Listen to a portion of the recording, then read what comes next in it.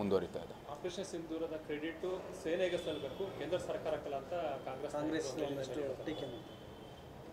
ಸೇನೆಗೂ ಸಲ್ಲಬೇಕಾಗಿದೆ. ಸೇನೆಗೆ ನಿರ್ದೇಶನ ಕೊಡುವಂಥದ್ದು ಭಾರತ ಸರ್ಕಾರಕ್ಕೂ ಕೂಡ ಕೀರ್ತಿ ಸಲ್ಲಬೇಕಾಗಿದೆ. ಅದನ್ನು ರಾಜಕೀಯಗೊಳಿಸೋದಕ್ಕೆ ಕಾಂಗ್ರೆಸ್ ನಾವೇನು ರಾಜಕೀಯ ಮಾಡ್ತಾ ಇಲ್ಲ. ನಾವು ಕಾಂಗ್ರೆಸ್ನವರು ನಾನೇನು ಸಂದೇಶ ಕೊಡೋ ಸ್ಥಾನದಲ್ಲಿಲ್ಲ. ಆದರೆ ಇಂಥ ಒಂದು ಪರಿಸ್ಥಿತಿಯಲ್ಲಿ ನಾವೆಲ್ಲರೂ ಜೊತೆಗೆ ಮುಂದುವರಿಬೇಕಾಗಿದೆ. ಭಾರತ ಸರ್ಕಾರ ಏನು ನಿರ್ಣಯ ತಗೊಳುತ್ತೋ ಅದಕ್ಕೆ ನಾವು ಒಂದು ರೀತಿ ಒಪ್ಪಂದ ಇರಬೇಕು. ಅವರು ಕೂಡ ಅದಕ್ಕೆ ಸೂಕ್ತವಾದಂಥ ಒಂದು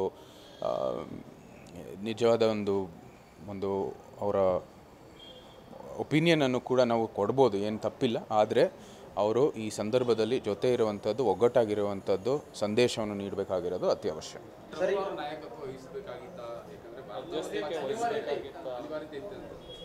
ಈಗಾಗಲೇ ಅವರು ಭಾಳ ಸ್ಪಷ್ಟವಾಗಿ ನಮ್ಮ ಸಶಸ್ತ್ರ ಸೇನಾಪಡೆಯ ಒಂದು ನಾಯಕರು ಹೇಳಿದ್ದಾರೆ.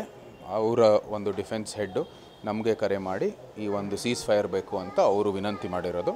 ಇದು ನೀವಾಗಲೇ ನೋಡಿದ್ವಿ.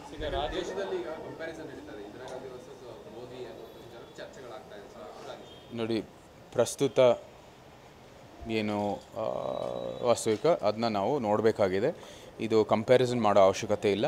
ಅಂದಿನ ಕಾಲದಲ್ಲಿ ಪ್ರಧಾನಿ ಆಗಿರುವಂಥದ್ದು ಇಂದಿರಾ ಗಾಂಧಿ ಅವರು ಅಂದಿನ ಕಾಲಕ್ಕೆ ತಕ್ಕಂತೆ ಅವ್ರು ಕೆಲಸ ಮಾಡಿದರು. ಇವತ್ತು ಪ್ರಧಾನಮಂತ್ರಿ ಅವರಾಗಿರೋದು ಪ್ರಧಾನಮಂತ್ರಿ ಶ್ರೀ ನರೇಂದ್ರ ಮೋದಿ ಅವರು ಇವತ್ತಿನ ಏನು ಪರಿಸ್ಥಿತಿಯಲ್ಲಿ ಇಂಥ ಒಂದು ನಮ್ಮ ಮೇಲೆ ದಾಳಿ ನಡೆದಿರ್ತಕ್ಕಂಥ ಸಂದರ್ಭದಲ್ಲಿ ಅವರು ಸೂಕ್ತ ಪ್ರತಿಕ್ರಿಯೆಯನ್ನು ಕೊಟ್ಟಿದ್ದಾರೆ.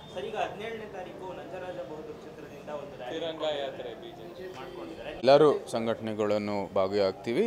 ಇದು ಪಕ್ಷಾತೀತವಾಗಿ ನಿಜಕ್ಕೂ ಆಗ್ತಾ ಇದ್ರೆ ನಾವು ಸಿದ್ಧ ಭಾಗಿಯಾಗಬೇಕು. Thank you.